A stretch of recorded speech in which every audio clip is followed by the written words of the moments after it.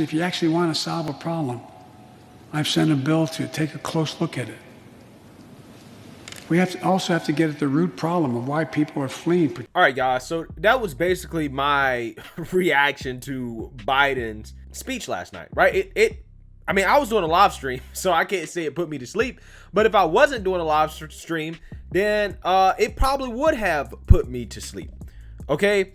But I can tell you guys, I mean, the things that this man is outlining that he wants to do, okay, and how he wants to go about doing them is the definition of a big government, radical, progressive agenda. It just is, okay? And guys, I've told you, I battle with myself in terms of whether or not, you know, I think Biden is governing like a moderate, because there's some issues like $15 minimum wage, which we will talk about. He called for that again, that he had a chance to really push for if he wanted it, but he just didn't do it, right? So when he didn't do that, I was like, okay, this is the same old trick. But, you know, the more I think about it, specifically when it comes to taxes and when it comes to child care, when it comes to this big spending agenda, I really do think that to a certain extent, Biden is giving in to the super progressive, let's just spend as much money as possible, let's just print every single thing sponsored by Jerome Powell and Janet Yellen agenda on the left. If you don't believe me, the media also believes that to be the case as well. President Biden delivers his first address to Congress, laying out a bold plan to rebuild the country. The President of the United States offering a bold new plan. Big, bold, huge progressive ideas. Big and bold, really bold, sweeping legislation. Big, bold, ambitious plans. We've been talking over these last few moments about how bold these plans are, how ambitious they are. Perhaps the most ambitious progressive agenda since LBJ or even Franklin Roosevelt. Like FDR or LBJ. It is either Johnsonian or Rooseveltian. This certainly was a joint address like we have never seen before. The president, though, seizing this moment to outline his sweeping, ambitious agenda. President Biden laying out ambitious plans to Congress. Ambitious in scope, intimate in tone. He was whispering at times. The president also laying out his ambitious agenda. An ambitious agenda for the future. $4 trillion in spending, that's really ambitious. Ambitious, but may ultimately prove very popular. It's a very popular plan, according to our poll. A lot of the things that are in those spending packages are incredibly popular. Given that level of support in those polls, can't you try to cut a deal here? All right, guys. So as you can see, the media thinks Biden's agenda is bold and progressive, like FDR, like Lyndon B. Johnson. I think he's closer to Lyndon B. Johnson, Great Society, than he is Franklin D. Roosevelt, right? Because Roosevelt actually got stuff done, okay? He actually got stuff done in his first 100 days, a lot more than what Biden has actually got done. But, you know, if I'm going to have a Roosevelt, I would prefer Teddy, right? I like my Roosevelts like Teddy, not like FDR.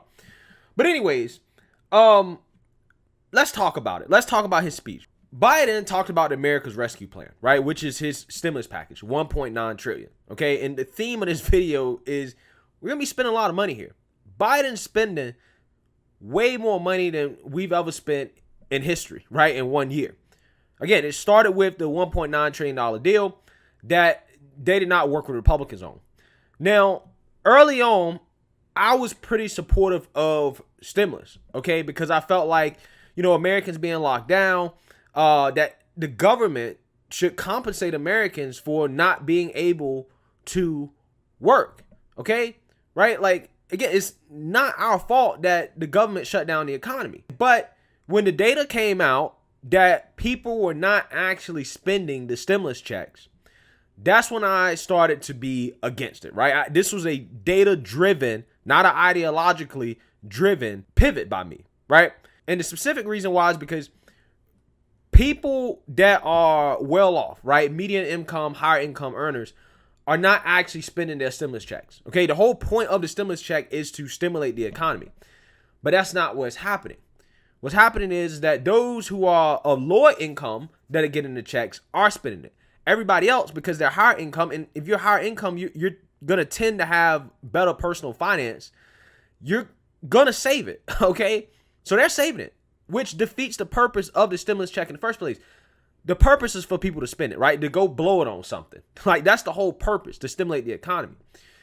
And on top of that, with this expanded unemployment, people are not going back to work.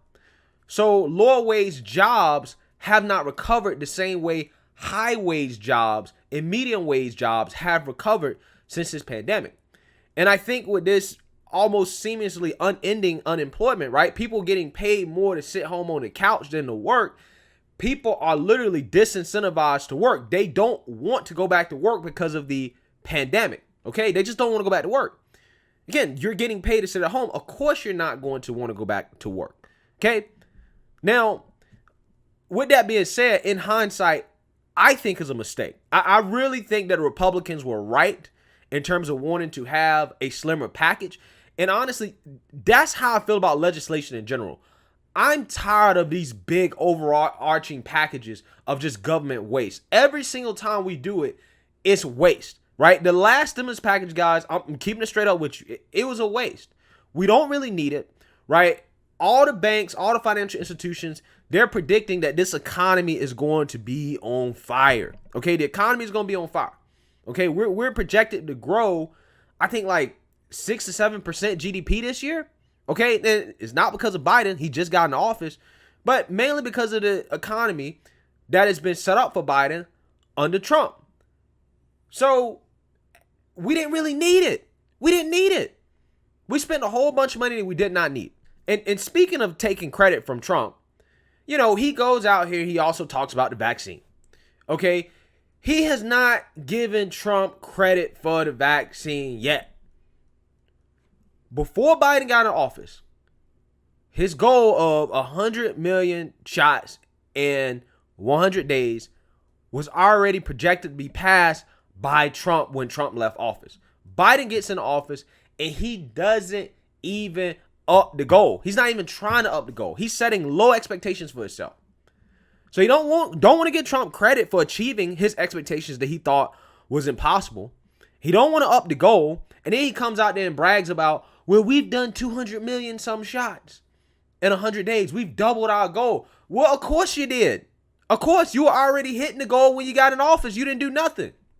But at the same time, they'll go out here and tell people, we didn't have a vaccine distribution plan. And in some cases, they'd be like, well, we didn't have a vaccine, right? That's how the finesse goes in politics. Back on the topic of spending here. He talks about his infrastructure plan. Okay, we're about to spend another $1.9 trillion on what he calls infrastructure. Okay, and again, guys, I'm not against infrastructure spending. Okay, if our roads, our bridges, our infrastructure is crumbling, we should fix it. And that's something that Trump wanted to do under his administration, except the fact that Republicans, led by Mitch McConnell, didn't really want to do it. Okay, so I'm not against it. I'm just tired of these overarching bills with these big, broad goals that are not targeted. What are we really spending the money on? When you're trying to tell me only a small part of the bill goes to traditional infrastructure, then it's probably not infrastructure anymore. Okay? And I'm not even really super against spending money to improve our ability to manufacture electric vehicles and things like that. But that's stuff that has to be led by the private sector. Okay? That's not something that you can just try to force from the government. Obama tried to do that, right, with electric batteries, but the demand wasn't there, right, for electric vehicles. So what happened was that Obama flopped. It was a waste of money, him trying to promote that in America because the demand just wasn't there yet. Now, I'm not sure if we're at that point today, but what I'm saying is that just going out here and spending money on something that should be primarily driven by the private sector, in my opinion, is not necessarily a good idea. Okay, it seems like we're just blowing money on stuff for the sake of being progressive. And that takes me to the second part of his plan. He wants to spend another $2 trillion on things like universal child care. If you're teaching critical race theory, at this point, I feel like I've lost faith in the government's ability to educate our children Mainly because all the woke stuff that they're trying to teach kids. And also on top of that, because again, these big government initiatives, these programs, again, I'm not saying that public schools shouldn't exist. I'm just saying, like, I have a problem with us continuing to spend money on public school and public education, and I feel like we're not getting that much return from it, right? We're not teaching our kids trades, okay? We're not enabling them to actually be able to make money coming right out of high school. That's what we really should be doing, right? People want to talk about the student loan problem and student loan debt and stuff like that. I'm like, okay, why are we requiring kids to go to college anyways? We should not be requiring them to go to college. They should be able to leave high school, or at the very least, go to any community college in this country and learn a trade, learn a marketable, high-value skill that's going to be able to enable them to make money like that coming out of high school without taking out thousands of dollars in debt to pay for a 4-year degree that's going to end up paying you $30,000 a year, okay? That's what I'm saying. So nobody is really trying to address that root issue. And this is what frustrates me about the Republicans. They let the Democrats go out here and propose all these big ideas, but they don't ever have a counter proposal. Okay, I understand school choice. I get it. Let's fund students, not systems. But Republicans really need to come out here and give more specifics in terms of what that actually means, and also push for, you know what? Let's invest in skills. Let's invest in trades. Let's bring trades back to school. Let's make our kids valuable contributors to the workforce at an early age so they can start saving for retirement early, so they can start families early, so they can have kids earlier, so they can do all the things that we value in America earlier without having to wait so much longer because they can't afford to literally buy a house. Because they've taken out all this money in college debt, okay? Because they got these low-paying jobs, because they don't have the skills necessary. Let's start teaching kids how to do high-value, marketable skills in high school. They shouldn't have to go to college, period. But no, they want universal daycare, right? They want the government taking care of our kids all day and all night, right? That's what it seems like. And again, I don't trust it with the amount of indoctrination that we're seeing coming out of this administration. Again, his Americans Families Plan that he frames as infrastructure is not infrastructure, right? They're changing the definition of things to try to take advantage of the fact that infrastructure polls pretty well in America, right? That's how stupid they think people are. And then he also starts to call for tax increases on the rich. Now, when it comes to tax increases on the rich, I'm in the camp where I think that the thing that I'm worried about the most is the increase in the capital gains tax, right? He floated the idea out there that they're going to raise it to 43%. I don't think it's going to be that high. They're also trying to raise the corporate tax rate, right, from 21% to 28%, but Joe Manchin's trying to negotiate them down to 25%. They're trying to raise taxes, okay? And they're framing it as if they're just going to raise it on the rich. But I don't have faith that when we're spending damn near $10 trillion this year, right? All the stuff Biden is proposing, plus his $4 trillion budget, we're spending $10 trillion. You're not just going to be able to pay for that by just taxing the rich, okay? Most of the wealth in this country is still in the middle class. It's deteriorating out of the middle class, but it's still in the middle class. You're going to have to extract some money from the middle class if you really hope to pay for this. So I just don't believe that Biden's just going to raise taxes on the rich. I just don't believe it. I think that taxes are going to go up on everybody, right? And even if he doesn't do it on paper, with all this spending, the invisible tax may get us all, okay? The invisible tax being inflation. Because people are saying that food prices are rising, gas prices are rising, lumber prices are insane right now, right? That's also what's driving up the price of housing, okay? The housing market is on fire. It's a seller's market, right? Interest rates are super low. Jerome Powell doesn't want to increase the interest rate. He just wants to keep printing money printer go burr from the feds. I really do think that we're at serious risk of seeing some inflation, right? And again, inflation is a tax on everybody. It's an invisible tax. So I'm concerned about that. I'm concerned about all this spending. I think that Biden is going overboard, and I think that he's giving in to the progressive agenda too much when it comes to the economy. I really do. I really do.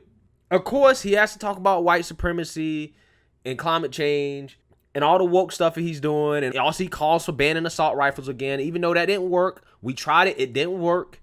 Okay. He wants to ban them again. Okay. To try to virtue signal that he's doing something about mass shootings and gun violence when, again, most gun violence in this country is committed by handguns, right? He's virtue signaling to the woke left that essentially wants to disarm America. Okay, that's what he's doing. And absent from this speech, he didn't talk about immigration, right? Which really bothers me because it's like, you claim to be a unifier. We know that one of the top issues that Republicans and conservatives really care about is immigration. The fact that you did not talk about immigration at all shows that you're not concerned about unity. You're not concerned about the concerns of basically half the country who's very concerned about the immigration crisis at the border. Why did you not address that? Because under Trump, you guys try to act like it was the worst thing ever. You guys act like it was a humanitarian crisis. And then you have the same humanitarian crisis at the border and crickets. You didn't address it in your first statement to a joint session in Congress. You didn't bring up immigration. Again, it shows you that the whole unifier in chief thing is a facade. You're the president of the United States, not the president of the Democrat states. Red states are concerned about immigration. Why did you not address it? Well, we all know why he didn't address it. Because it's going to make him look bad. He knows that there's a crisis at the border. He didn't want to acknowledge there's a crisis at the border. So therefore, he's just not going to address a problem that, again, half of America is concerned about. So really, to be quite honest with you, in summary, guys, he sounded a lot like Bernie Sanders, right? That's what Biden sounded like. He sounded like he took a page out of Bernie Sanders' playbook, right? He plagiarized a Bernie speech, and he went and gave it before a joint session in Congress. That's what he did, okay? And he didn't address some really important issues like immigration. He keeps taking credit for Trump's vaccine progress, and it also looks like he's trying to bankrupt the country. So who knows? We'll see. But let me know what you guys think. Make sure you like, comment, and subscribe. Most importantly, share a Black conservative perspective. Peace.